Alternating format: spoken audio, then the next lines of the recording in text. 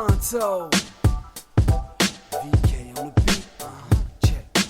I'm in Toronto where you wanna get the city love. I'm from Toronto where you wanna get the city love. I'm in Toronto like we wanna get the city love. My city love me back for my city love. Welcome to episode 1766 of Toronto Mic'd, proudly brought to you by Great Lakes Brewery, a fiercely independent craft brewery who believes in supporting communities, good times, and brewing amazing beer. Order online for free local home delivery in the GTA. Palma Pasta. Enjoy the taste of fresh, homemade Italian pasta and entrees from Palma Pasta in Mississauga and Oakville. Toronto's Waterfront BIA. Check out what's happening on Toronto's waterfront this summer. Hey, summer's over. I gotta revise that. I'll fix it in post. Blue Sky Agency, official distributor of Silen's quiet, comfortable, and customizable office pods. Create sanctuary within your workspace. RecycleMyElectronics.ca. Committing to our planet's future means properly recycling our electronics of the past. And Ridley Funeral Home, pillars of the community since 1921.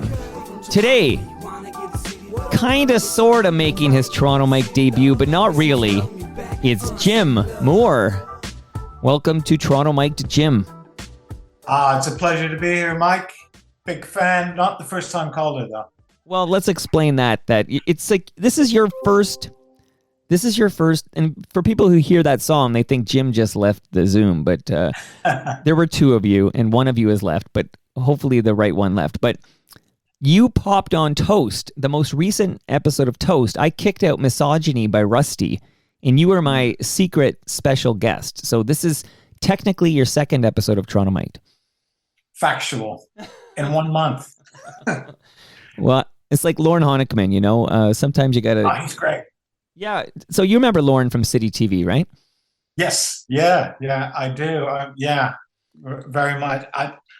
You know what's funny? I really enjoy almost all your episodes, even the sports ones. And since I've left Toronto, I don't really follow sports, but I still enjoy your sports ones. I find them quite riveting. So because I try to book the interesting sports people, like give me a Steve Simmons or a Stephen Brunt or a Damian Cox. You know what I mean? Yeah, no, they are. Yeah, you always have great guests.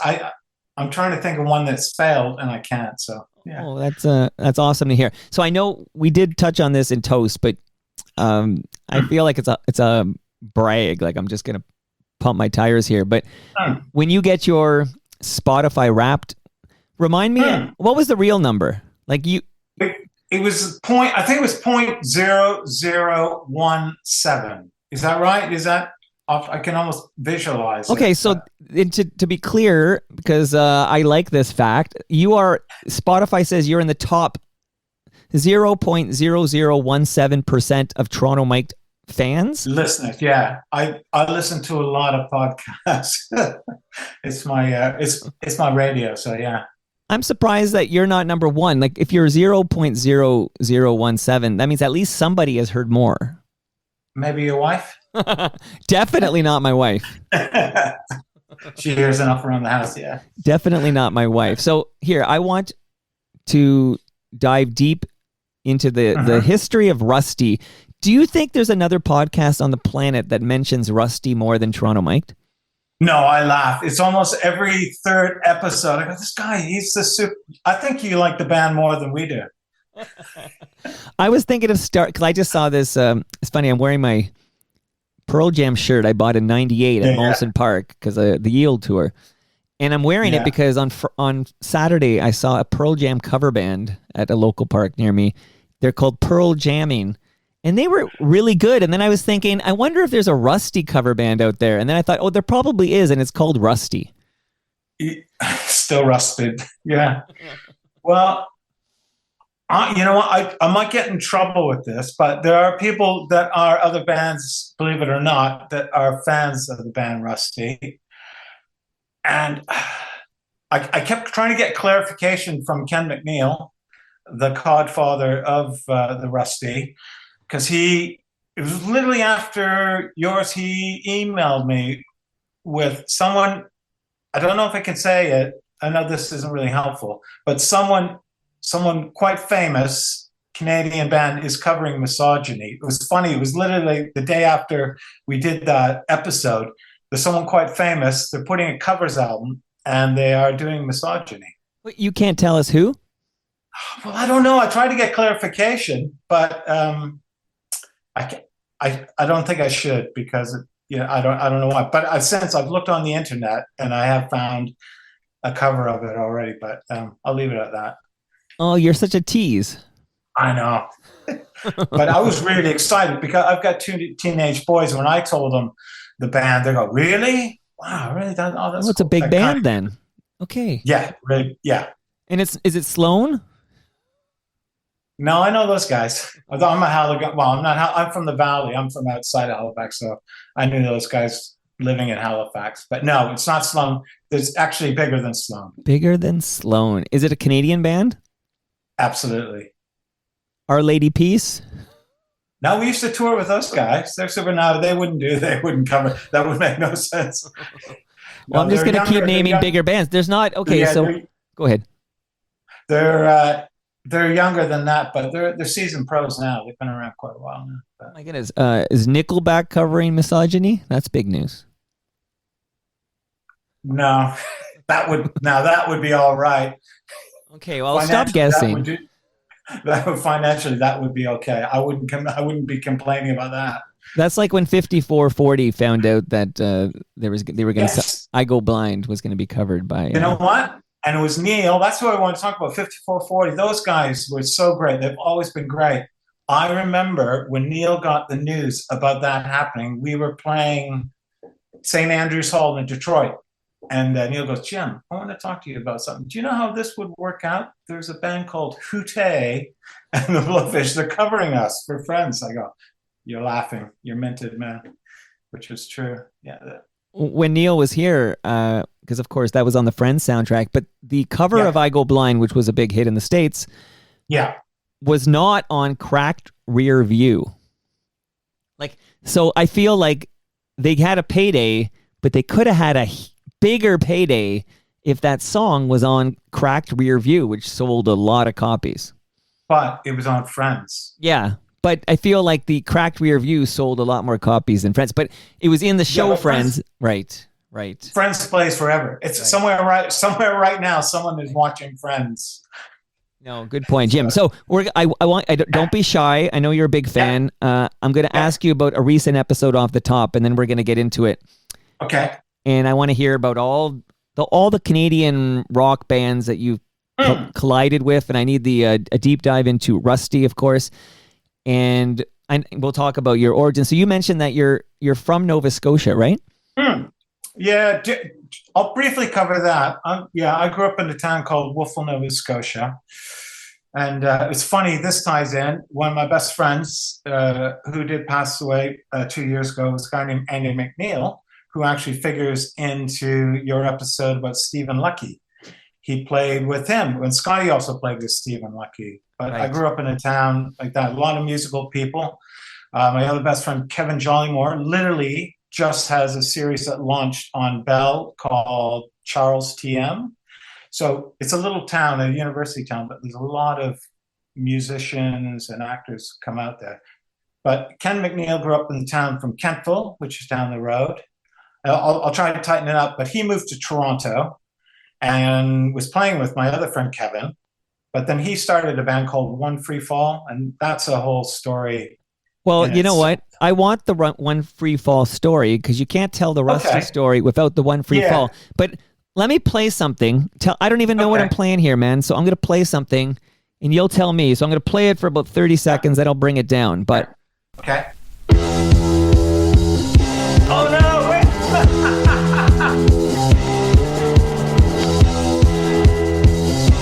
Wow, nice one.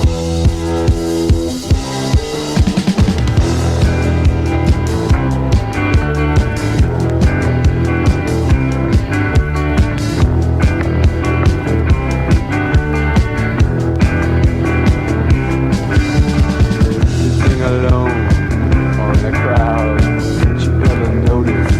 You talk too loud, you run on like a car out of tune. travel so stops too soon. You are the clown. You are dead. You are a joke.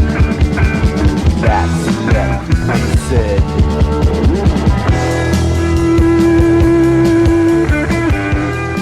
This is the clown song. Wow, that is amazing. That's the guy I was talking about, Kevin. The guy's the star of the television show Charles TM. He's a singer on that. I was in a lot of bands with him over the year. I was like 16 when I did that. That's me playing drums on there. That's amazing. That's Terry, a band called Terry and the Dream Beats. And they're one of the first kind of punk bands. We put an independent single out when we were still teenagers. Wow. So is this the first single that you ever played on? Yes. Yeah. I was 16. We went to the studio. I think we each paid $150, got 1,000 singles. I'm still sitting on a few here. They go for quite a bit. They're quite collectible, if you know, but yeah. Well, are you? When was the last time you heard the clown song? A very long time ago. But it's funny, when I went back to Nova Scotia, the guy that sang on that, I went to visit him. His named Kevin. He's a big actor now. But I went to visit him when I was back in Halifax. As soon as I got into his house, he goes, "Jim, I need you to play bass. I want you to play on old Terry and the Dream Beats song." So he's going to put that out. He's going to release that, an old one from back in the day. So yeah, amazing. So amazing, because I know I was thinking I got to go to One Free Fall, and then I'm like, no, this is Toronto Mike. We're going back further. How did you find that? Well, I'm a big fan of Discogs, right? So I go to Discogs, and then there's a lot of Jim Moores out there. So you got to find the right one, but the way to find the right one is to start with Fluke from Rusty and then work backwards, and you'll find the right Jim Moores. I think you're like Jim Moore, the second Jim Moore. And then I basically look at everything that's ever been released that you played on. And then I saw this song, and then I'm like, okay, I wonder if that's out there anywhere, the clown song. I'm like, it sounds pretty obscure. And then I find it. Here, I'll bring her down. Actually, she's still down in the mix here. But I said, firstly, I thought at the beginning it sounded a bit rushy. Like, are you doing a Neil Peart there? It sounded like a rush at the beginning. Absolutely not. No, absolutely no. Okay, do you have an opinion on Subdivisions? That's hilarious. That one is hilarious. That made me laugh. I was going to try and find that out for you, because I do have some various contacts. Do you ever have John Kastner on here? I've tried many times because, of course, I love Doughboys.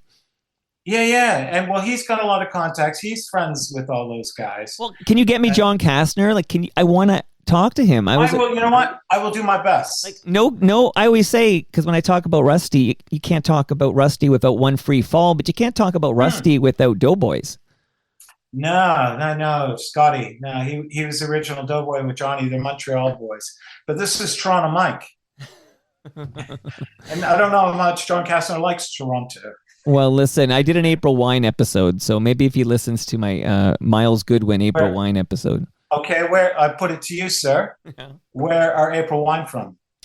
They are. I believe they're from Halifax, but you tell me. Where are they from? Yeah, Waverly, Nova Scotia, originally called Woody and the Termites. There you go.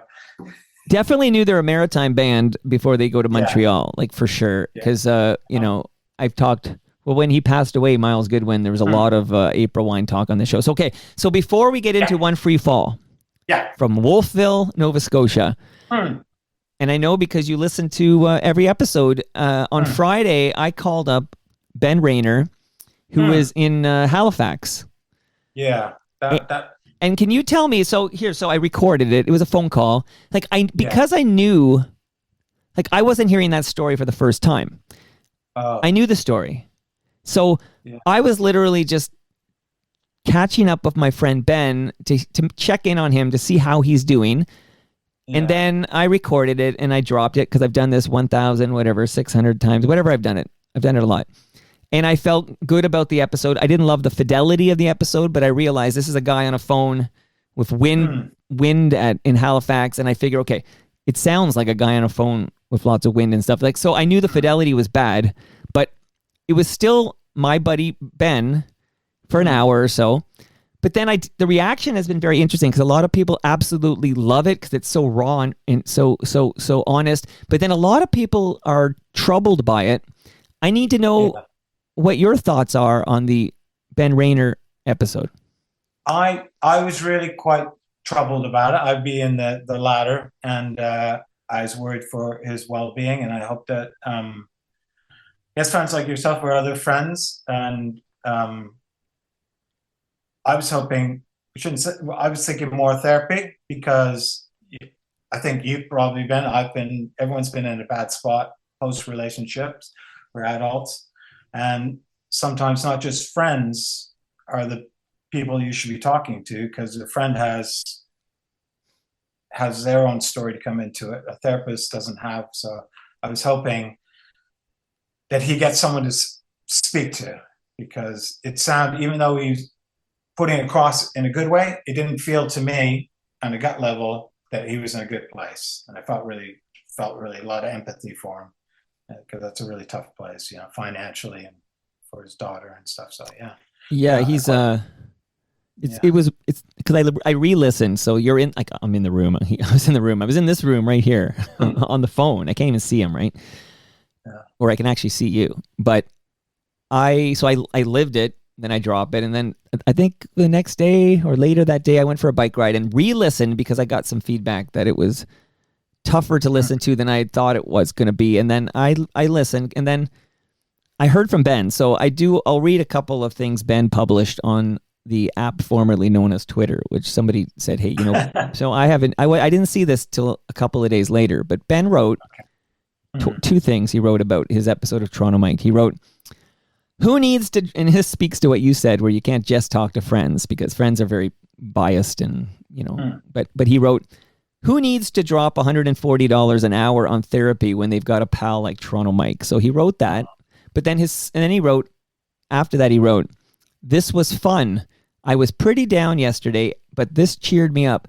So, because a lot of people were like, you got to take that down. And then I thought, I feel like that would be a disservice to Ben. Like, if Ben wants it down, it's going to go down. But I would hate to, record an episode of Toronto Mike with Ben, who I believed was of sound mind and body. He's going through some tough shit, but he's ready to talk about it. And he seemed he seemed very Ben Rayner to me. I know him pretty well. And to just delete that episode to me would be like I would think that would be a dick move. Like some people were saying delete the episode, but Ben liked it. He had a good experience.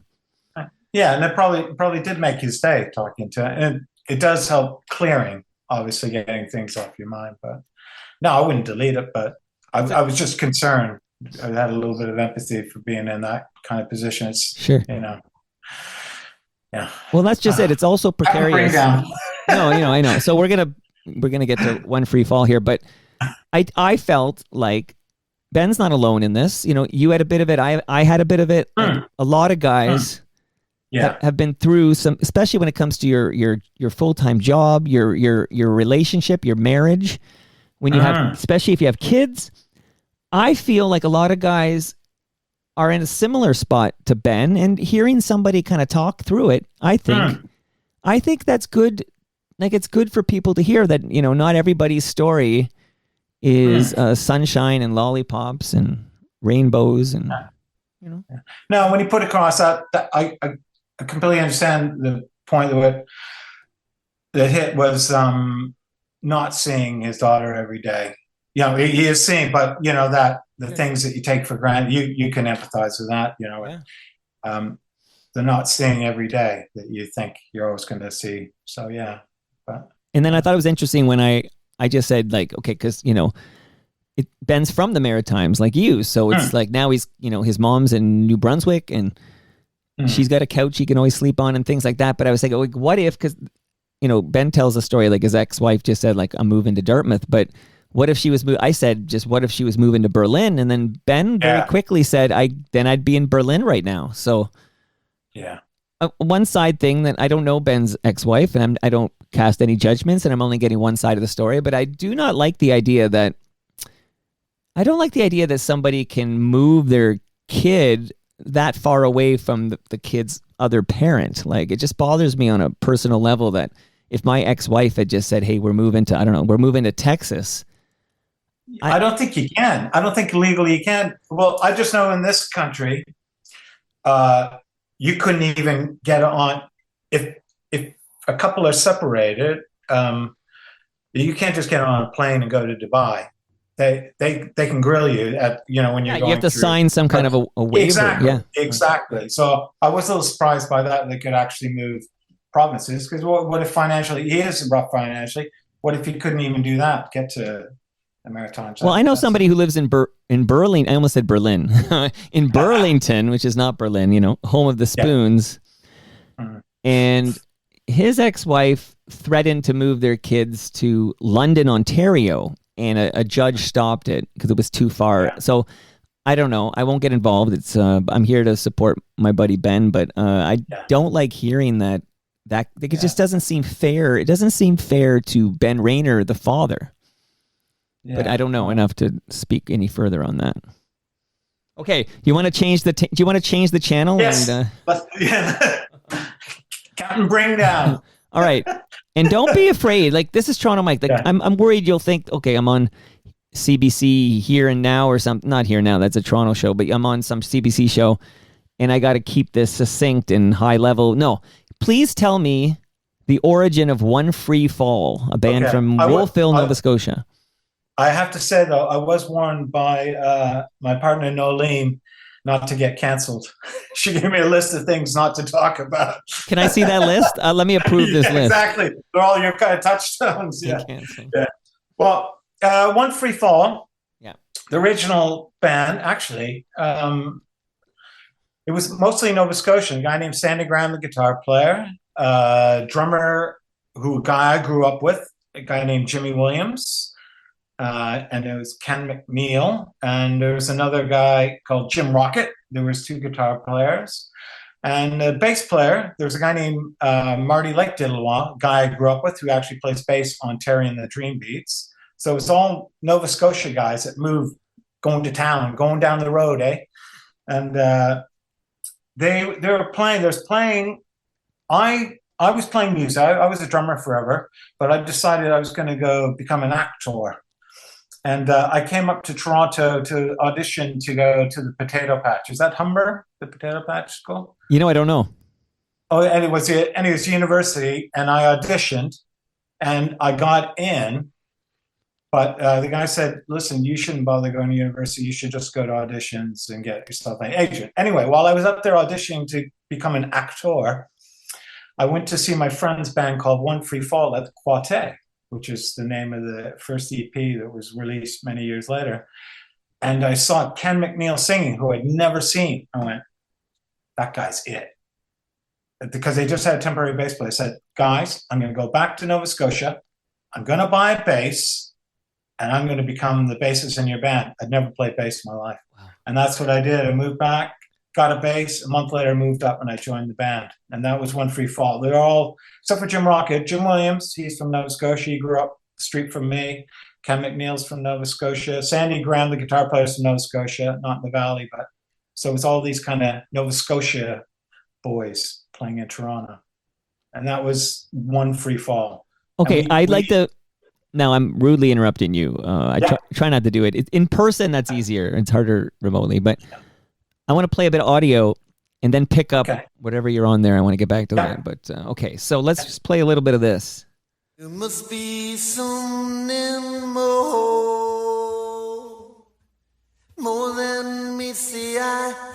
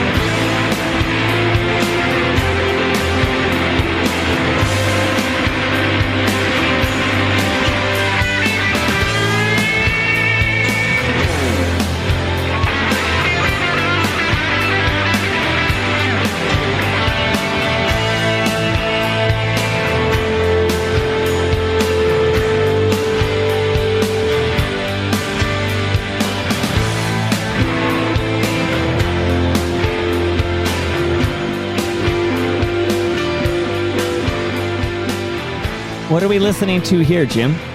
That's not the first EP. That is from the album called Mud Creek, which was the original name of the town I grew up, called Wolfville, Nova Scotia.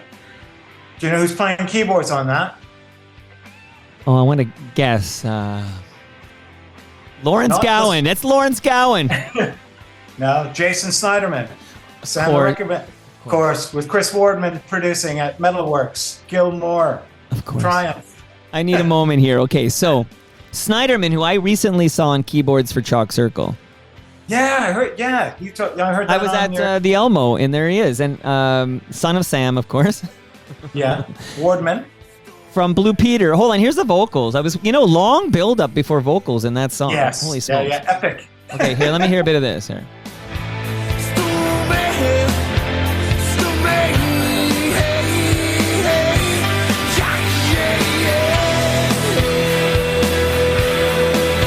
I recognize that voice. This would be a good closing theme because you get a long, sort of like Rosie and Gray from Lois of the Low.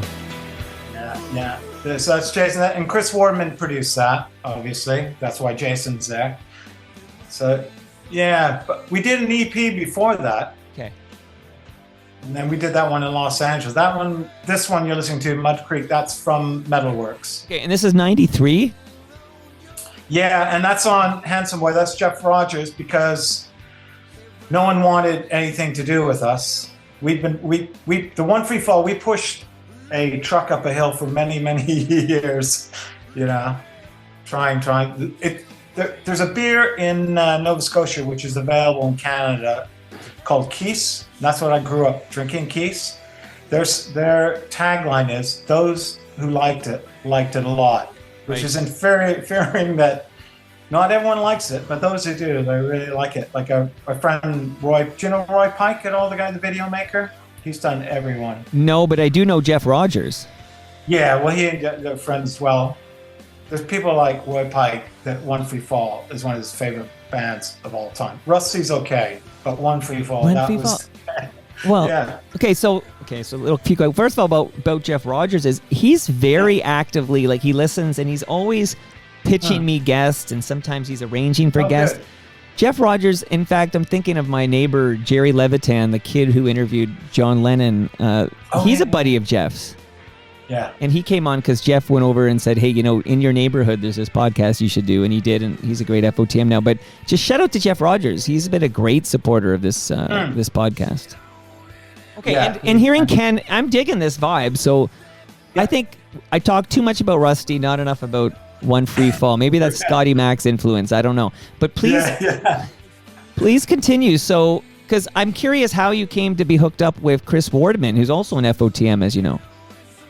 That would be Jeff Rogers, of course, and Joni Daniels. It would be, it's the circle, and that's how we got Bruce LaBruce later with, Rusty. It's all bringing. Jeff is really good at developing young talents, and then they become huge. Like Chris, do you know the photographer Chris Wall did some stuff? He does all the Queen. He does all the prime ministers now. He did our photographs for our third album. Who's it? Fleora, what's her name? Fleora Sigmundsey. My apologies for mispronouncing. She does all the David Bowie Nine Inch Nails. Okay. She did that video for Rusty with Danko Jones. So he's really good at spotting talent in a nascent period, and then they obviously blow up. So again, name that. So we know Ken McNeil in vocals. We know you're the bassist, and you mentioned Sandy Graham. He's on guitar, but yet you changed your drummer, right? Yeah. The guy that's on this album, the original drummer was Jimmy Williams, and then when we did our first EP, which we did with Garth Richardson, the Rage Against the Machine, Sure. Red Hot Chili Peppers. Of course. He's friends with Jeff Rogers as well. We got him. We went to LA and did that album. And do you know a guy named Chad Smith? Yeah. He played drums on the first EP. He plays in a band called the Red Hot Chili Peppers. Well, that song sounds like Red Hot Chili Peppers. Like what's dun dun dun dun dun dun dun dun dun dun dun dun dun Californication. Yeah, like that beginning of this song I just played. when I first listened to it, I was hearing in my head Californication by Red Hot Chili Peppers. Well, if you listen to the first EP, that's Chad. It's a little bit more up tempo. There's no epics on there. That's wild because everyone thought he always looked like Will Ferrell. Yes, he does. So on this album, Mud Creek, it's a guy named Bob Vespasiani who played on that, Right. who was another Woofle guy. He was an older guy. He's a great drummer, and he actually transitioning into the Rusty period before even Scotty was in it, was Ken McNeil, myself, Bob Vespasiani, writing demos in Kensington Market. And so but he had a family and he couldn't go touring with Rusty. He couldn't make that commitment. And when Rusty got signed, we were going away. We were doing sometimes 200 to 300 shows a year. So Sure, jeez. couldn't. Okay, Yeah. but we haven't yet said goodbye to One Free Fall. So No, we haven't. tell me about wonderful FOTM Art Bergman. Oh yeah, yeah. So yeah. I played on that. Yeah. Art Bergen. And you know that list your wife gave you of things not to talk about? I want to hear you tear it up. I want to hear you. No, he was great. He's an amazing guy. And actually, I have a Juno. It's thanks to Art Bergman playing on the demos and on one song for What Fresh Hell Is This that Chris Wardman produced. Yeah. I got to do that. I was shocked. I don't know. Chris Wardman is I have to say I don't know why he likes my bass playing, and so he got me to come in and do the demos, and that wound up. And then they just released for Record Store Day. They released the double album. They released all the demos from that as well that I played on. So that was pretty fun. Very cool. So Just one we've quick. known Art Bergman. Yeah, go ahead. Go ahead. We've known him a long time ago, and actually prior to that, we did a song by Neil. Do you remember the Neil Young tribute? There was a Borrowed double album. Tunes. Yes. Of course. So I loved it. So we were supposed to do the song that 5440 do. They did Cortez the Killer, which we did on the Mud Creek album. We wanted to do that. And so what they said, why don't you do a song with Art Bergman? So we did Prisoners of Rock and Roll off, is it the Landing on Water album, I think? But we did that, and they co-sang. That's a great version, by the way, if you ever hear that. Well, I'm kind of prejudiced, but I really like that version. It's up-tempo. So that's One Free Fall with Art Bergman. So we go back with him quite a while. Just a quick Chris Wardman. I know it's all the Chris Wardman show here, except It is. since I talked to Chris Wardman, the Tragically Hip, I was just hanging out with Jake Gold the other day, but they had all these things from, I guess it was from the Road Apples. No, Up to Here. Up to Here. You're right. You know what? I always think it's Road He Apples. did the demo that got him signed. Of course. So, but what got released was Get Back Again. Yeah. And got a lot of radio airplay. I quite loved it. I played it quite a bit. I thought it was great. I guess it didn't make Up to Here because I think I heard Paul Langlois say something like they already had 38 years old and they felt like it was too similar in some regard and it didn't make the cut. But Get Back Again is a great song produced by Chris Wardman. Yeah, he did. Yeah, he worked with them quite a bit. Yeah. And that's nice that came out. Yeah, like we're going back to 88 with this stuff. Like November 88, I think, is when this... Yes, that would be about it. Yeah. Do you know the Sons of Freedom? Yeah, I see. I hear about them a lot because Lois the Lolo, there was a tour with Art Bergman, Sons of Freedom, and maybe Boot Sauce. Ooh, dark. Yes. And it's become, dark days. as a listener, you've heard the phrase "fuck Boot Sauce." And again, I say it with my tongue on my cheek because I've never met the guys. I might love them or whatever. But from guys like Ron Hawkins from Lois the Low and Art Bergman, I've heard enough stories where I feel like it's an interesting thing to say. But what can you say about Sons of Freedom, Boot Sauce, Art Bergman? Well, I can tell you a lot about that. Sons of Freedom did a tour with One Free Fall. We supported them and oh my God, the sound of them, they're amazing. Their albums, and Chris Wardman did the second album called Gump, which is an amazing album. But the bass and drums on those are inspirational to me. They're a powerhouse band. The three guys named Don and Jim. But I have a question about, so I could be wrong, but I was consuming a lot of 102.1 The Edge, okay? I don't believe Sons of Freedom got much play here in Toronto.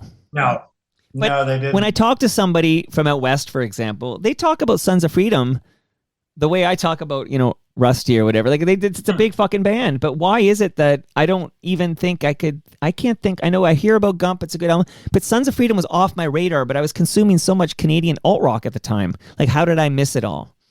I think, well, for one reason, when that first album came out, they sound way more Killing Joke English than North American, and their sound was so aggressive. Even though it had a pop, the melodies were really catchy. I think they're just too aggressive and just too ahead of the curve. By that, just like One Free Fall, we were pre-grunge and they're pre-grunge, so it was just wrong timing for the band, such as One Free Fall. If One Free Fall had come out, the grunge, we would have. I mean, I think we would have done better. But if I may interrupt to say that you guys break up in '94, right? So grunge kind of breaks in late '91. Yeah, we broke up. I'm trying to remember who we toured. Maybe a band called the Scramblers that I wound up doing a lot of Scramblers. That was Ziggy from Slow, and Rockhead was in that band. Yeah, I came back. We did this Canadian tour, One Free Fall, and it was so funny. Came back like on a Saturday, and I called Ken on a Monday and said, Ken, you know what? I can't do this anymore. He goes, oh, no way, really? I was thinking the exact same thing. Wow. So we broke up the band like on a Tuesday, told Sandy, and then probably by Friday we were rehearsing for Rusty. So I'm very, very interested in this transition, but I'm going to shout out a previous episode of Toronto Mic'd, which is episode 340, recorded in May 2018, when in the basement, because I guess we did this on Toast, but not this episode. Where are you right now, Jim? I am in a place called Chatham, Kent, England. Yeah, long bike ride for me. Okay, so you're in England, and that explains this accent we can hear, because you're a maritimer who sounds like you've been in England for a while. Yeah, I don't use any of the slang. I don't use any. But you have the accent. Like, I can hear it anyway. Okay, I can hear it. So how long have you been? How long you been there? 20 years. Yeah. So this is actually the longest I've lived in any place in my life. Well, you can hear it in the voice there. So, in the basement, this is the episode I recorded in May 2018. It was Ken McNeil, who's going to be talked about a lot in this episode. Scott McAuliffe, who hasn't entered the story, but he's about to enter the story. Yes. And I guess filling in for you, right? John. He's been in the band longer than me now. It's true. So John Sutton, of course, who he was in the Weaker Thans, right? Yeah. John Sutton. So now I only had, at the time, I think I only had 3 microphones here. I got a 4th finally. In fact, I believe the 4th microphone was actually purchased by the good people at Blue Sky Agency, because I have 4 inputs on this board. So I can have 4 mics, but I only had 3 going. And I think John didn't really want to go on a mic. He kind of sat on the back and didn't chime in too much. It was mainly Ken and Scott. But they came over and we dove pretty deep into the first 3 Rusty albums, and we talked about the breakup, the reformation, the new crowd-funded album. So we went like 90 minutes talking about all this. So if people want a companion piece, because you weren't in the basement, obviously you're in England, you got other stuff going on we'll talk about, but it's a pretty good Rusty episode with Ken and Scott, and John is there too. So I really enjoyed that one. That was well, I love these guys. I really, and again, John was quiet. I don't know him as well, but Ken McNeil and Scott McAuliffe, I would consider friends. Like, I really like both guys. Yeah. When I told him I was doing doing the show, take it as maybe that's the after party. Yeah. He goes, oh yeah, he was a big thumbs up about you. Honestly, which one, Ken or Scott? Ken. Okay. He was really it wasn't awesome. I can't remember the turn of phrase he used. Because there is a Rusty news. You might want to get them back. I forgot to be in regard to Fluke. Yeah. That's coming out in vinyl. Okay, that's exciting, because things released in the 90s weren't things released. I just had but Tom Wilson came over and gave me Strays from Junk House on vinyl. And it was out in vinyl for the first time, because we forget, in the 90s nobody was interested in vinyl. No, it's all compact discs. Yeah. So yeah. So a lot of stuff from the 90s is now getting, vinyl release for the first time.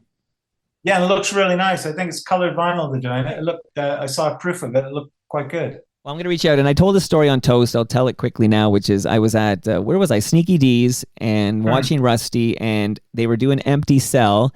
And during Empty Cell, Ken locked eyes with me and shouted me out from the stage, and I felt like I could die now. Rusty has shouted me out during a live performance.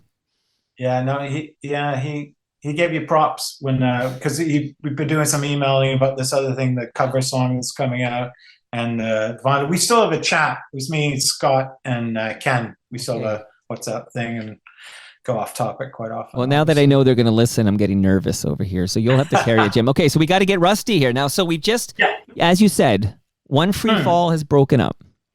Yeah. Are you and Ken the only members of One Free Fall who end up in Rusty?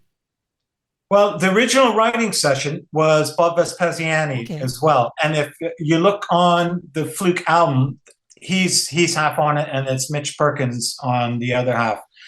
And allegedly, Rick Rubin was quite interested in us because he really liked the drummer Bob Vespasiani. I don't know if I got back to him, but he really liked, because the EP came out was original stuff, wasn't, the original EP that was independent, which we wanted just to be a demo.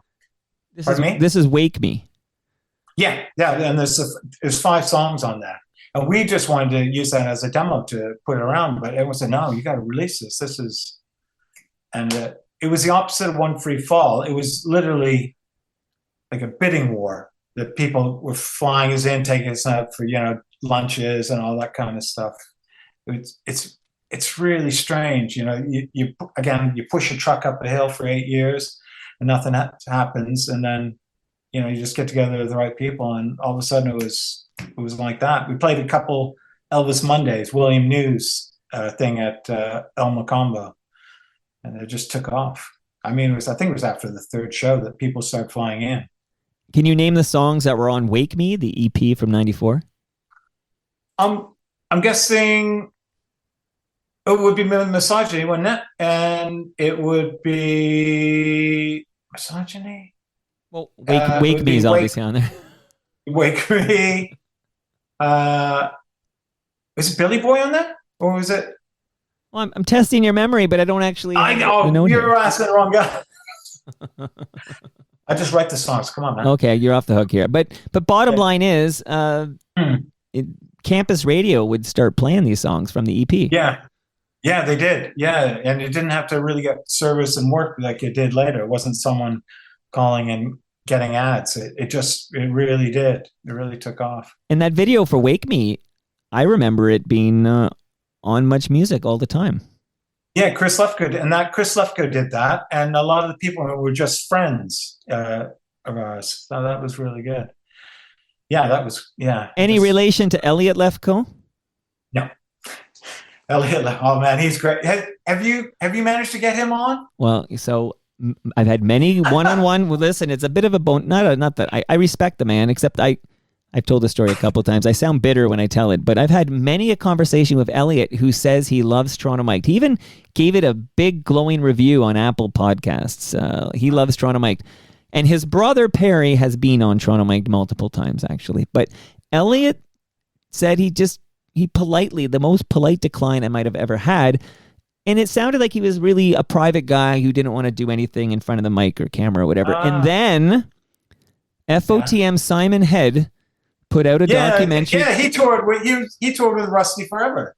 He was just in London about 2 months ago. Sorry, go ahead. No, any Simon Head, any details like that I want to hear, except I was going to the fact that he put out a documentary called Subversives about Lowest of the Low. And it's a great doc, and I have a copy of the DVD somewhere in this pile of mess here. But I saw this documentary at, where was I? I'll remember in a minute where I was. But I watched this doc, and there is Elliot Lefko being interviewed for the doc, and I was like, that son of a bitch. He'll do the Subversives, but he won't do Toronto Mike, even though he's a big fan. So I hope one day maybe, but that, come on here. Geez. Who can say no to Simon Head, though? Nobody. I love that. Head. Oh my Simon God, Head he's story. fun. I love touring with Simon. He was hilarious. Oh my God, we toured for and the stories he has. Oh my God, yeah. I He like him was, too. Tell me more about Simon Head because I hope he'll be listening to this. He's great. Yeah, we did this tour of Quebec Polywog with all these French French bands and SFNU and us, and oh my God, that was hilarious. In the interior of Quebec, Rimouski, all different places. Oh my! But Simon and the SFNU guys, they're hilarious. They're really nice guys as well. Okay. Shout out to Biff Naked too, friends of that band. Oh yeah. But yeah, Simon. Oh yeah, he was a great guy to be on the road with. It was the Just Rivoli. never- I don't know why I forgot. The Rivoli, I believe, is where I watched the Subversives, which is a storied club you've probably played a few thousand times. Yes. One Free Fall. I don't think Rusty. One Free Fall played there a few times. It was always a bit. Do you remember Carson the Booker there? Oh my God. No, I don't. See, that's it. I'm not Okay. cool enough to know that kind of stuff. Okay. Yeah. Unless you tell me about him. But Yeah, puppet show or rock band. Yeah. I know Hayden filmed. He did the video for As Bad as It Seems. I think partly at the Rivoli, as I recall. But I'll tell you which was a good one you did for the Rivoli, who used to play with the Noah Mintz. Oh, That yeah. was a great one. He was very revealing. Oh my God. I don't know if he's being recorded or not. he spilled a lot of tea, but Yes. primarily, and I think it's fair game at this point, but he was going hard at Gian Gomeshi. Yeah, he was, but more kind of revealing about himself in his college days, which I thought, wow, Yeah. don't know if you want to share that. And when I had Brendan Canning over, I played Noah basically taking responsibility for Brendan's entire musical career, which I thought was kind Yeah. of neat. So. All right, shout out He's to a little bit Head. more- Brendan was Brendan. He was a little bit more reserved. He was a little bit. Yeah. Brendan was Brendan, but we got that. I wanted that Len story about Steal My Sunshine. Russ, we did a lot of shows with H Head. We did in the early days. Played Oshawa a fair bit, the Schwa with them. They're nice guys. Played with May. Do you remember May? Do you remember May? The 90s band at all? No? Spell it? MADE. Yeah, I don't know why I'm missing. I don't remember Made. I don't know. Were they on if they weren't on what's it called? New Rock Search was the contest that CFNY would always on New Rock Search CD. I probably missed them. Yeah, they were a really good band. We shared a space with them in Kensington Market. And I don't know if you ever saw the clip, the Rusty clip for the new music. Did you ever see that one? Probably at some point. But that's Made Space. Okay. And Ken would tend to wear Made T-shirts. He'd always promote Okay. them. No, I'm Yeah. glad you're here because I realize now we haven't quite as. So again, I'm going into the detail, and I don't even. If this episode is for me, Ken, and Scott, I'm happy with it. You know what I mean? At this point, it's like I need this knowledge, and you're here to give it to me. So Minutia. how so Scott, and I know Scott was on the show and we talked about it, but Yeah. Scott's in the Doughboys if we haven't pointed that out yet. Okay. And you're gonna get me some John Kastner content here. Does he still rock the remind me. dreads? I Do you gotta know? do that. Yeah, I will chase him up. I can do that. Okay. Would love that very much. Okay, so the Doughboys, Yeah, they don't break up, but Scott quits the Doughboys. something like that. Yeah, he talks about going to Toronto because it's a Montreal band, Doughboys, Yes. and he comes Yeah. to Toronto, and Yeah. and like it just so happens that sort of Scott X of Doughboys merges with one. Yeah, well, we knew Scotty One Free Fall. going way back when One Free Fall's favorite place in the world to ever play was Montreal. When my best friend Andy, who I've talked about it, he lived there. I used to go stay with him. But Scotty and the guys in One Free Fall, we used to like to stay up late. So invariably, if we went to Montreal, we'd look up Scotty so we could stay up late. So we were always friends. We had, all the years being in the band, me, Scotty, and Ken never once got in a real argument or fight. Wow. Even when the band broke up, we always were on the same page. We had slight variations in the bands we liked, but musically and ideas wise, if we're going to do something, we never argued about anything. And that's the only band I've ever been in like that. Yeah. So No, I'm happy to hear it actually. So we talked about the EP, Wake Me. And then, of course, Yeah. you talked about some kind of like almost like you were being pursued. Like, is there a bidding war? What happened? So Yeah. now we're Yeah. leading to Fluke, of course, which as you know, I'm a big fan of Fluke. Okay, I gotta Yeah. even though I can't play it, I need to get my mitts on the vinyl of Fluke just to put it in the studio here. So, It looks good. who won the bidding It was done war? in about 3 days. I think that was done in 3 days with almost, it was kind of like the Police album. Although the Police album, I think, sounded a little bit different than ours, but it was the same kind of deal, really low budget and done quickly. No magic in there, just really playing. But Chris recording. Wardman back to produce this.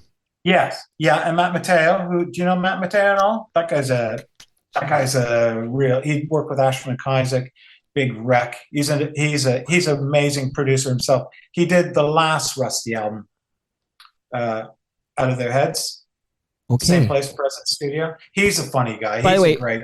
Before I forget, what did you think of Ashley McIsaac on Toronto Mike? That was great. It's like one of my Your favorite brother does episodes of all stories about time. it. Yeah, sorry. Yeah, RuPaul. He's got the stories. Although, because he used to come into the studio sometimes when 134 or Rusty was ever there. And just my interpretation, actually, don't get it wrong if you listen. I think he likes to shock people. Sure. And I'm sorry, but you got guys of our age and seeing things, staying up late. You're not going to really shock us.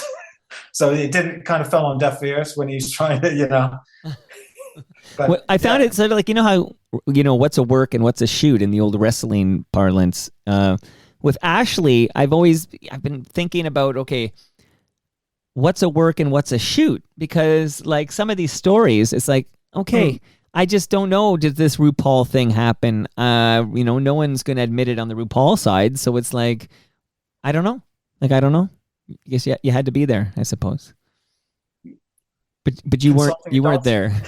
I definitely wasn't there, but I used to see him a bit. But Matt Mateo, yeah, he worked on it with Chris. Okay.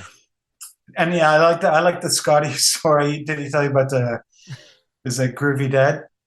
And Chris goes, I think you need an acoustic guitar in that. And Chris goes, well, you can play it then, can't you? Well, let me play. Chris- Okay, on that note here, since now we're going to talk Rusty, here is Groovy Dead. Hello?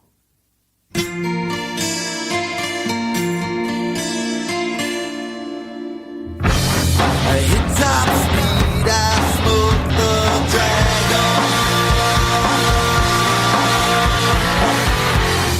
To the loft, I drag my ass home.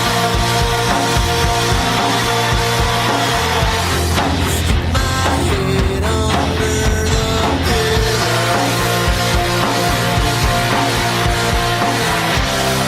It's so groovy when I'm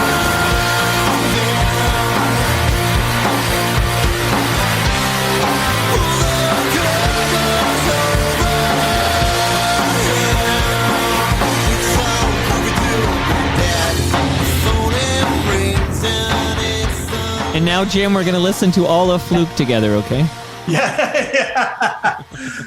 I had a flashback of when John Castner, 2011, John Castner was booking, what's the Canadian festival that happens?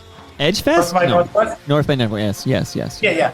So he approached us to do a reunion show, 2011.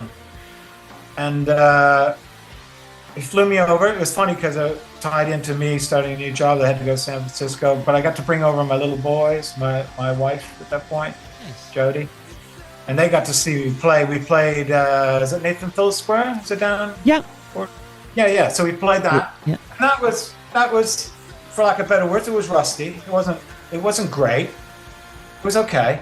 But then the second show we played El Macombo, went and did sound check. There's no one there. When we came on stage, it sounds like hyperbole, but there are people all the way down the block.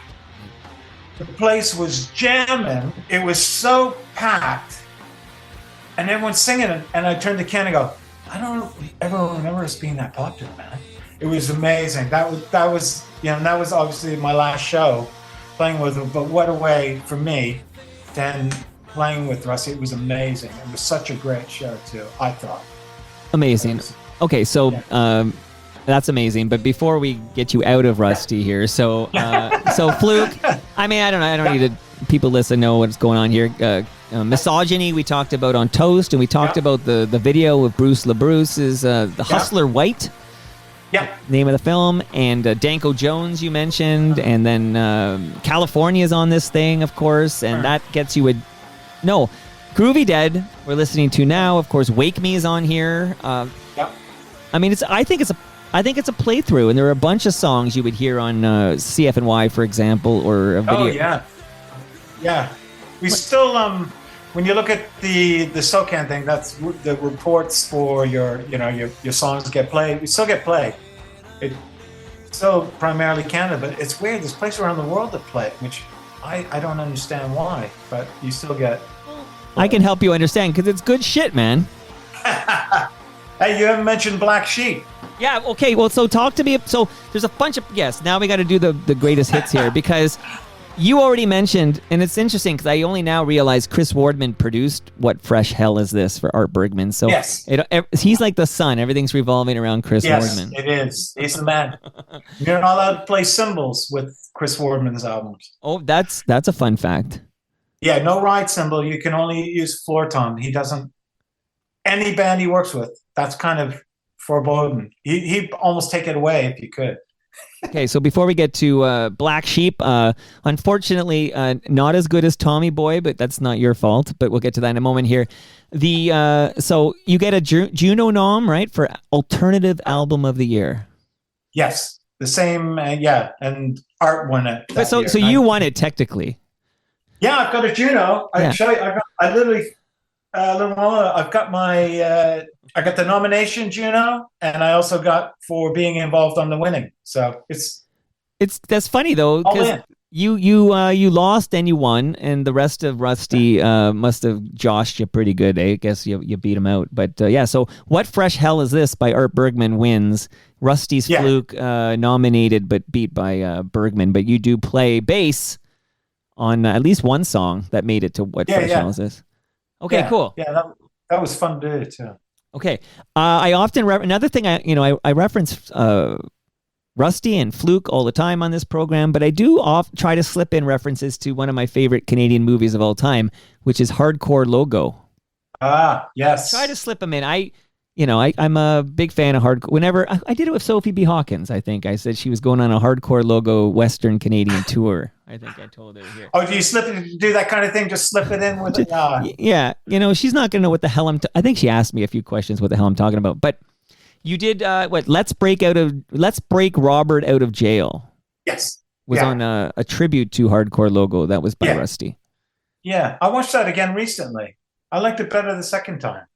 Yeah. I think it's great. I think it's great. Okay, tell me how you end up on a big Chris Farley movie. How does Punk end up on that soundtrack? It's probably you know what? I'm going to be. I think it was probably Is either be Jeff Rogers or our publisher. Publishers, they want to get the money because they get usually half a year publishing, so they try to place it on TV shows and I think that's what happened with that. Oh no, I know what happened. Well, I'm wrong. I'm dead wrong. Penelope Spears did that, right? The Decline of the Western Civilization. She directed that. I got that all wrong. My apologies. That's okay. She actually came down. We were playing the Dragonfly in Los Angeles to check out. And she said, yeah, we can use these guys.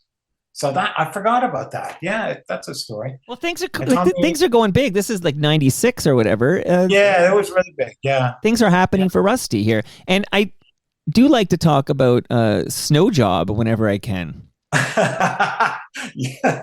I'm wearing a Keith Spear t-shirt in that. You wouldn't be able to do that now. Yeah. I'm going to try. So what, they just invited you to come on because Much Music used to I guess they do a Snow Job. And who else? Do you remember who else played your Snow Job? That year, I honestly can't because it was just us. They expressed it wasn't one of the big ones. You know how they did the big ones, and was that Whistler, Banff? Never like going, I don't ski, so I never like going to those towns. They're always really boring. Yeah. But Ken and Scotty love snowboarding, so it was always fun. Is this a David Kynes thing? Is he behind the Snow Jobs? Was it David Kynes? I know you might not remember. Maybe. Yeah, it might be. I think that's a David Kynes thing. They were so supportive, I've got to say. I brought that up the last time. I mean, they help really support and break bands, like the thing of the Killjoy. They're Yeah. a band I really liked out of our era. Yeah. I know you've had Gene, Michael, those guys are the bands we put. Scotty's favorite band out of all those scenes were Tell me. Grand Arvis. And Yeah. they were always scared. They were always scared of us. They never would talk to us. Are they from Guelph? I think so, yeah. See, my story there is, look, so I had this vision, this dream. One day I would get the lead singer of Gandharvas and we'd record an episode and we'd record it on the Spring? first day of spring, right? So I had this vision, this idea. It's funny, I just talked about Chris Tate coming over from Chalk Circle, yeah. and somebody on Blue Sky said, you should have dropped this on April 1st. And I'm like, if I were better organized, I 100% would have Chris Tate come over on April 1st. But the first day of spring belongs to the Gandharvas. But his brother got back to me and said he's so busy as like a geologist out west. Oh. Like the lead singer of Gandharvas is such a busy geologist. He doesn't have time for Toronto Mike to talk about the Gandharvas. So, You know what? They wouldn't really ever hang or talk to us. I don't think he was really into a lot of promotion and self-promotion. So maybe he's kind of pushing down that period of his life. Maybe. Well, next spring, I'm going to take another run at this. Because it's important to me. It's all Chris Tate. Who produced Chris Tate, Chalk Circle? Yeah. Chris Wardman. Yeah. No, I know. It's unbelievable. The Chris Wardman connection. Unbelievable. Okay, so. That's why they did 20th Century Boy, I'm sure. That's right. Of course, your follow-up album, I mentioned that I was shouted out during Empty Cell. That's the big hit off the first single release from Sophomoric, which comes out in 97. And I will say Empty Cell seemed to be everywhere, like all over the radio, all over Much Music. It won a Much Music Video Award, right? Yeah. Yeah, I think that anyone can correct me. It's easy to do. But I think radio-wise, even to today, that did the best for, if you, I don't know best, but if chart-wise. And it has the longest legs because they keep playing. It's not, it's not very aggressive, is it? I think I don't know the word for this phenomenon, but I have anecdotally noticed that when a band has a big breakthrough album, the first single from the next album will sometimes, even if it's not as good as stuff on the previous album, because now there's this anticipation, like for the big single off the new album, they just broke out with Fluke or whatever.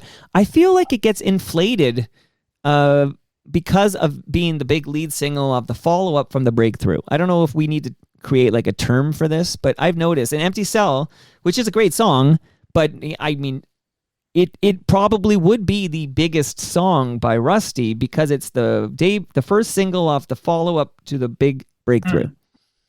Yeah, and it definitely was, but it still has the legs now. It still gets the most plays for some reason.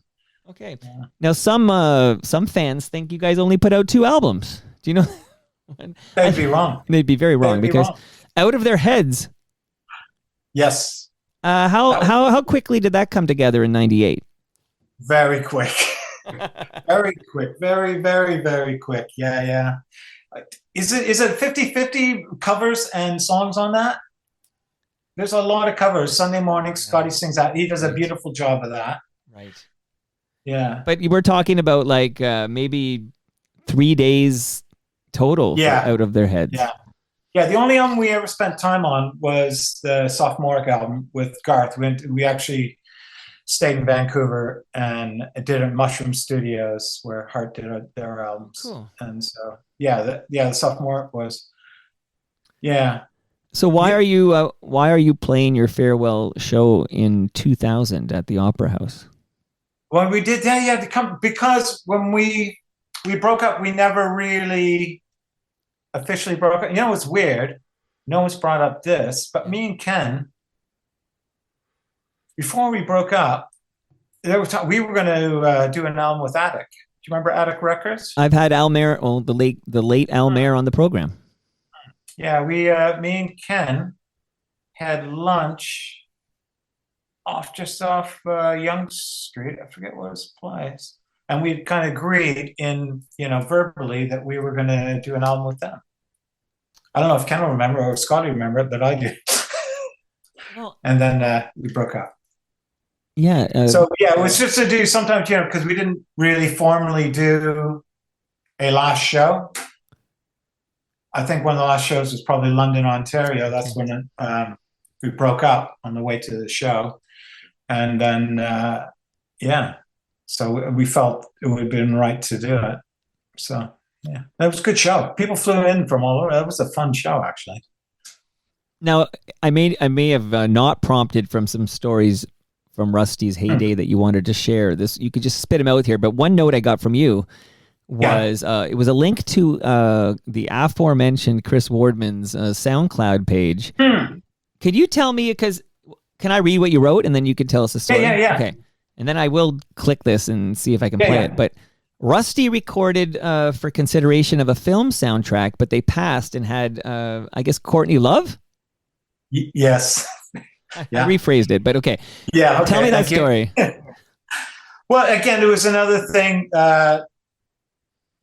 There's always soundtracks going around, and people will say, "Would you submit a song? Would you cover this?" And there are probably have 2 or 3 bands that cover it, and then they pick it.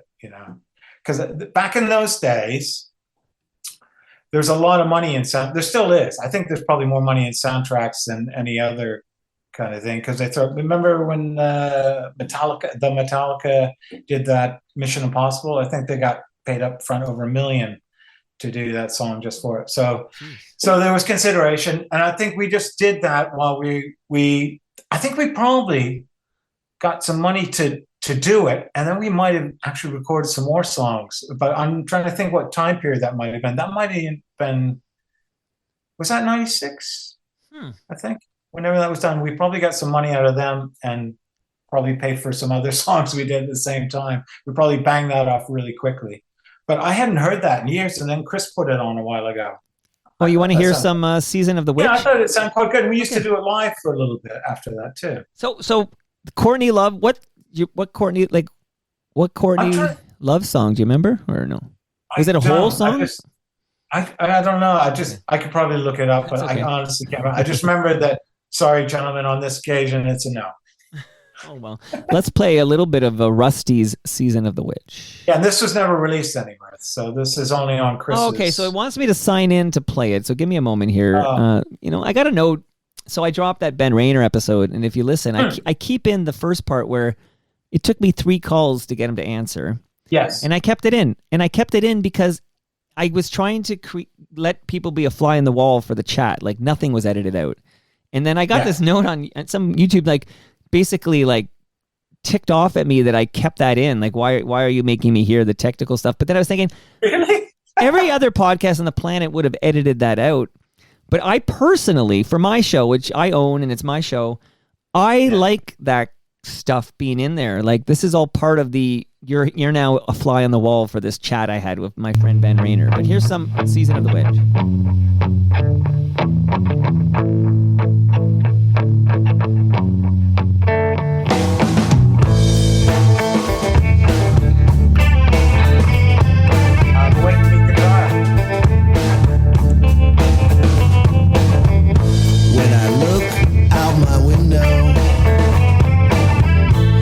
Sights to see. When I look in my window, so many different people to be. Then it's strange, so strange. You got to pick up every stitch. You got to pick up every stitch. You got to pick up every stitch. Wow, wow, wow, wow. Must be the season of the witch. Must be the season of the witch. Must be the season of the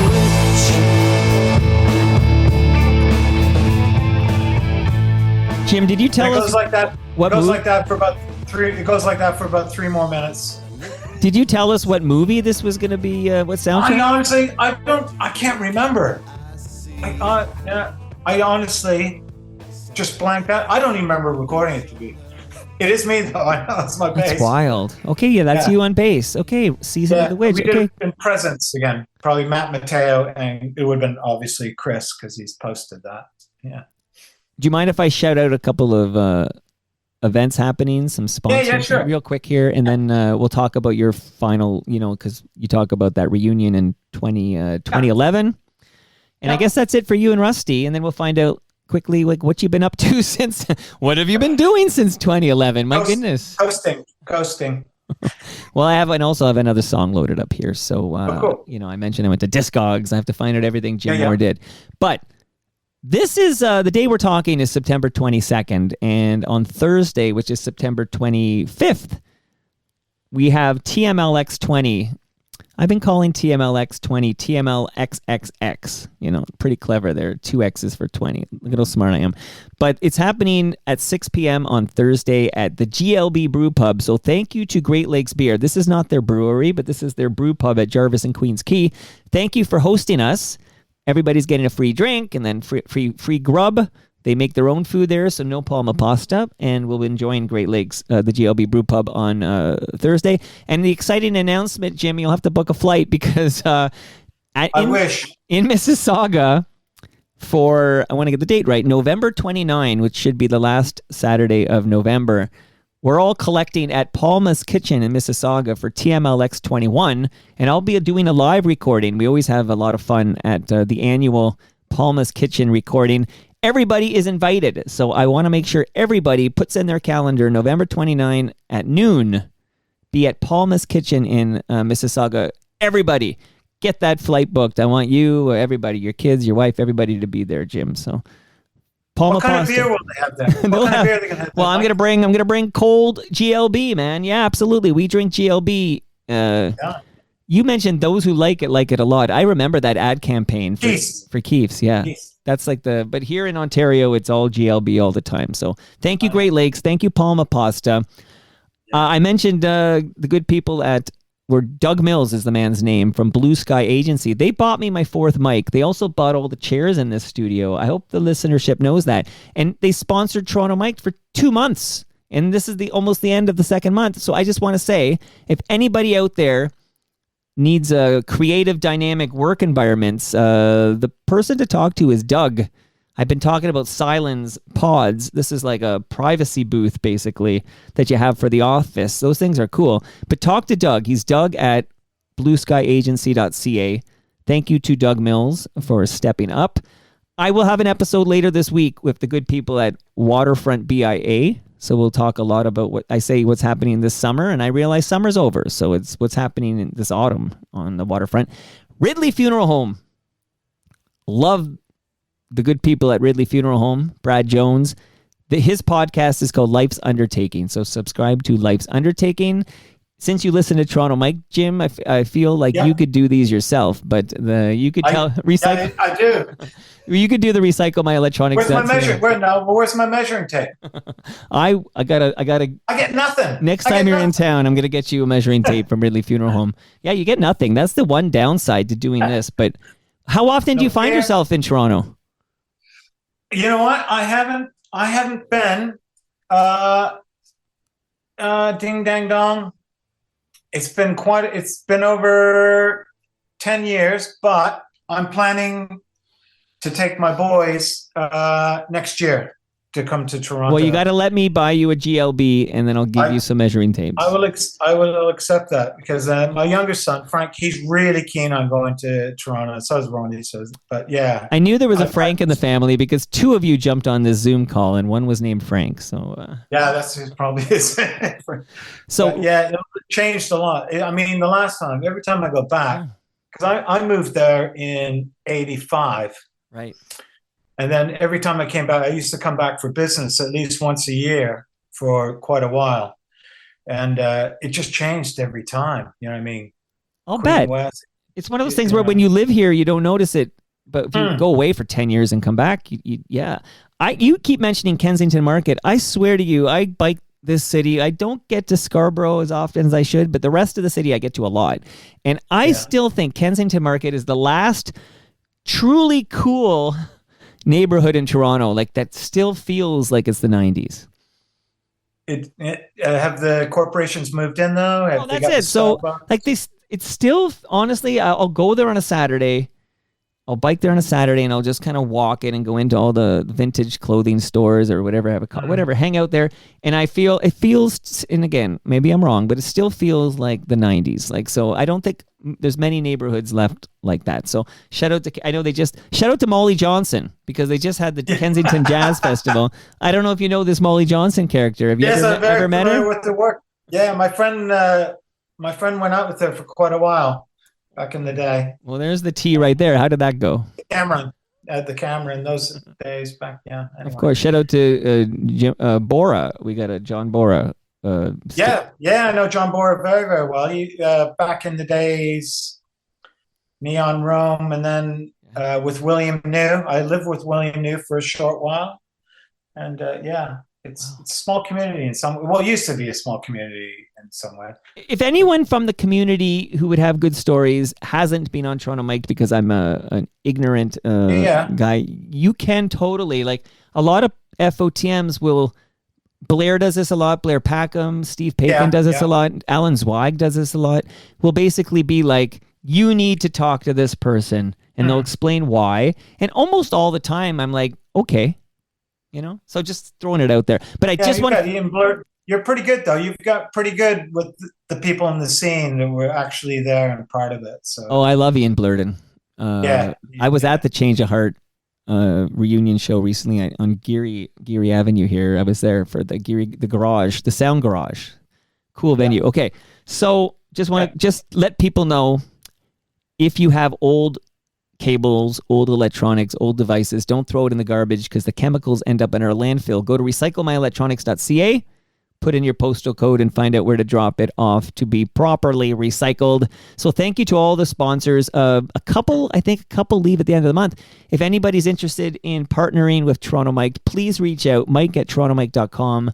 This is a good time to get on board here as we kind of reset here for October. But okay, you mentioned the North by Northeast Festival in 2011. 2011. And you were reunited for this. Rusty. Yes, reunited again. It felt so good. Let's sing it together. All right. It was fun. And then it was pretty funny though. When everyone pulled up for rehearsal, they're all driving giant like 4x4 trucks. It was quite hilarious. Ken's up in Sudbury. And my buddy Jeff Pierce, who was driving me around, he was one of the best friends that went back. He was driving a big truck. It was a little bit different than England. There's no big trucks here. You know what? I hate big trucks. I mean, unless you're working actively in construction and you need to haul around stuff because you're working, I don't know, a contractor or whatever you are. I guess maybe it's because I'm a cyclist.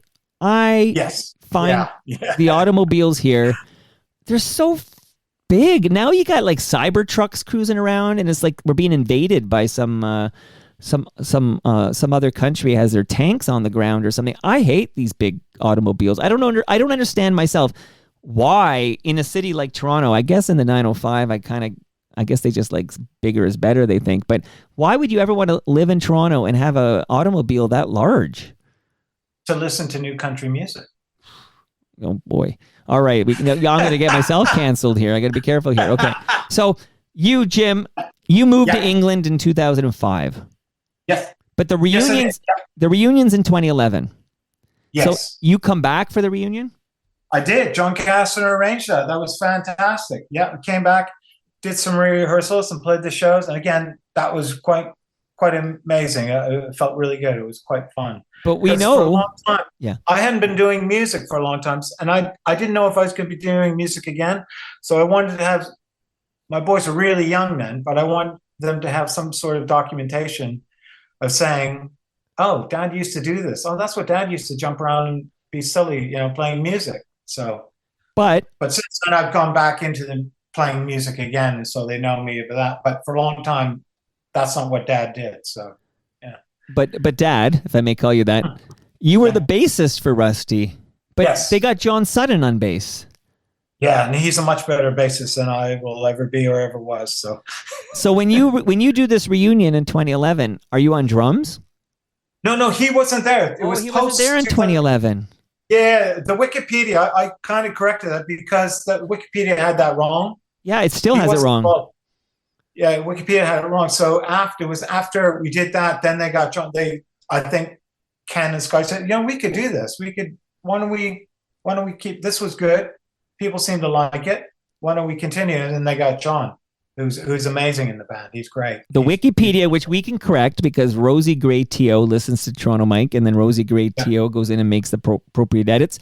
The Wikipedia makes it sound like you're on drums for the 2011 reunion.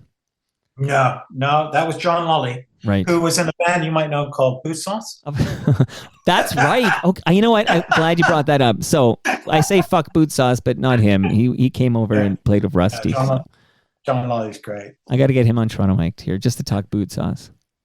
Or you can get John Sutton because he'd have great story. He's from Winnipeg. Well, he seemed so shy. I had him in the basement, John Sutton.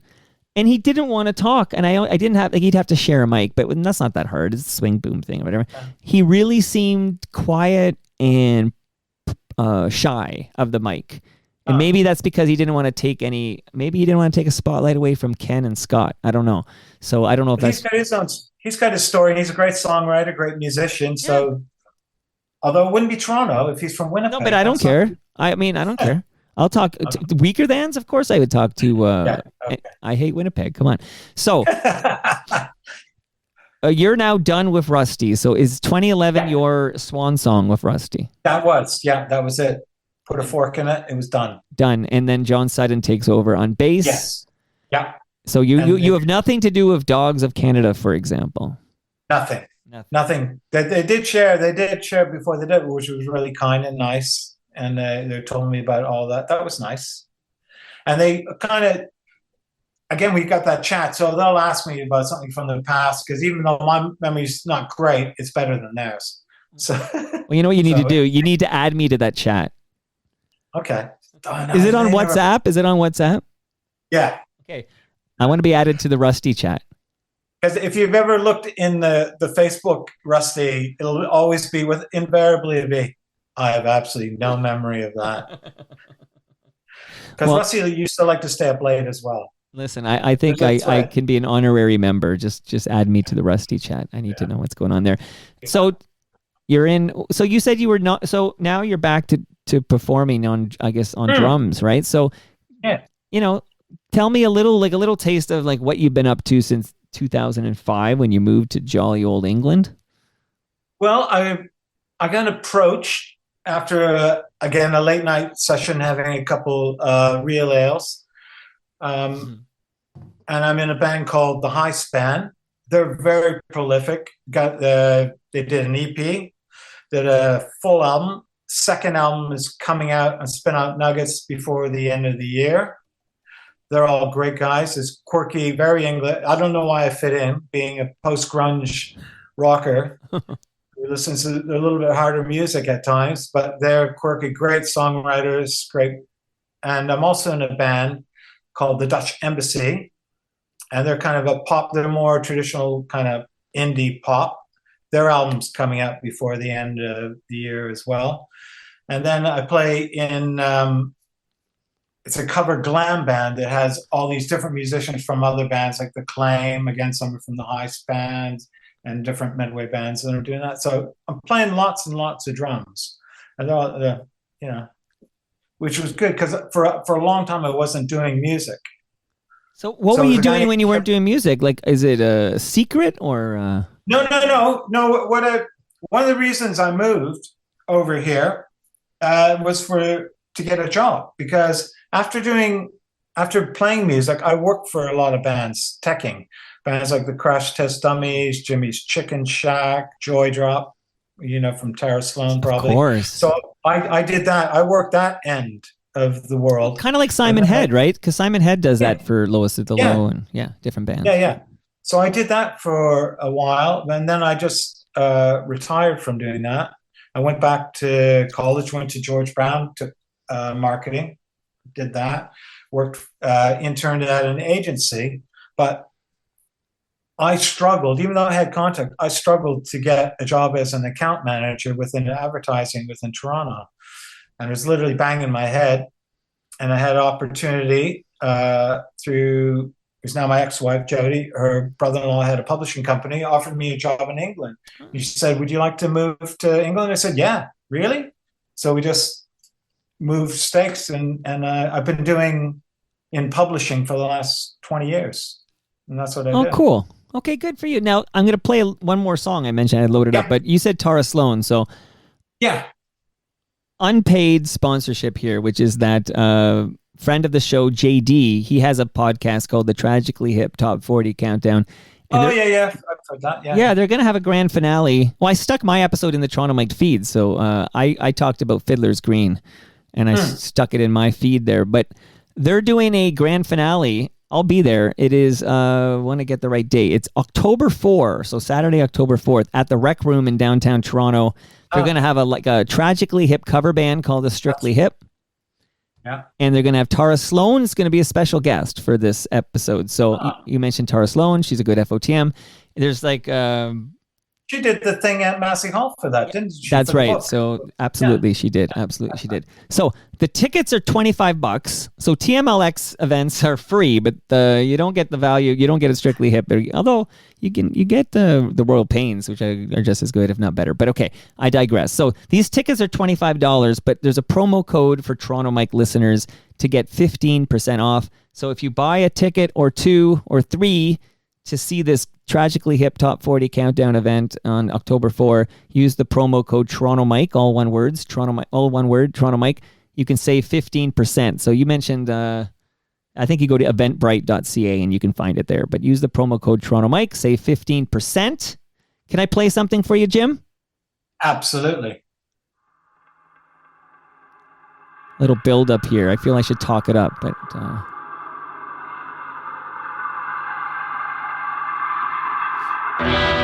Centuries from now, where your house stands could be a country lane, a factory, a cow, an antenna in a land with another name. And Andromeda Jones lands her spaceship in Balfour Road. Her augmented eyes help her realize her ancestral abode. There used to be a door here. There used to be a door here. Centuries from now, where your house... Andromeda Jones. Yes, nice. Thank you. That's great. And remind us of your many, projects you have on the go. Which band is this one? That's the Heist Band, but I neglected to mention Pod, which was done with a gentleman named Chris Broderick that sadly passed on. He was in a band called The Singing Lions. That's a great album. But this band is called the Heist Band. Then the second album is coming out before the end of the year. So yeah, I think and he's a neighbor of mine. He's a neighbor. Oh, that's funny. Okay, Andromeda Jones. I think this is a song Ben Rayner would dig, right? Because there's sort of a spacey, Yes. spacey thing going on. And Kevin Younger is the Heist Band. He's a singer songwriter, does all the music. He writes about things locally, things in his life. He's quite a wordsmith. Okay, digging it here. So you're a going concern there. Maybe next year you come back to Toronto and I get to finally meet you here. I will bother you. How was your Toronto Mike debut, Jim Moore? Oh, I like those guys. Oh, is this the debut or was the last one the debut? No, this? Oh, no, that I see. Okay, you know what? Listen, it's been a long day already. I had the Donovan Bailey. So this is not your debut. But this is your first deep dive, okay? This is the one-on-one deep dive. We got to learn a lot more about Jim Moore, but it is that technically this will always be your second appearance because you were kind enough to be my special guest on Toast with Rob Bruce and Bob Willett. Amazing talking to you, man. I loved all the names we dropped. Thanks for having me. Thanks for having me, Mike. And I will when we come to Toronto. We will bother you. That's how the Kings would say it, right? Toronto. That's the Kings. Toronto. Going down the road, eh? Shout out to Oakville. Okay, Going Down the Road. You know I'm a big fan of that movie. So, and the sequel, the sequel of Going Down the Road, because there was a sequel, has Kathleen Robertson in it. Really? And she was on the show What's the 2 weeks sequel ago. Is it still going down the road? Something like that, like Going Down the Road Again or something like that. Dude. All right, Jim, this was awesome, buddy. Thanks for doing this. Oh, thanks, Mike. And you got to Always- hook me up with John Kastner. I got to get him I on will. Trono You know, Mike. I've written it down. Okay. Always a pleasure, never a chore. And what an honor it is that you are in the top 0.0017% of us Toronto Mike fans that listen via Spotify. That's amazing. I got to keep it up, though. I'm in the top 0.0017% of fans who love the album of Fluke by Rusty. Look, I bet in your year roundup. And that, Uh, I don't have a roundup because I use YouTube Premium. I don't use Spotify, so I miss out on all this unwrapped stuff. I know. oh, do you? I need a YouTube Wrapped or something. I don't know. But that, and that, Stu Stone's listening. I got to do it bigger. And that brings us to the end of our 1,766th show.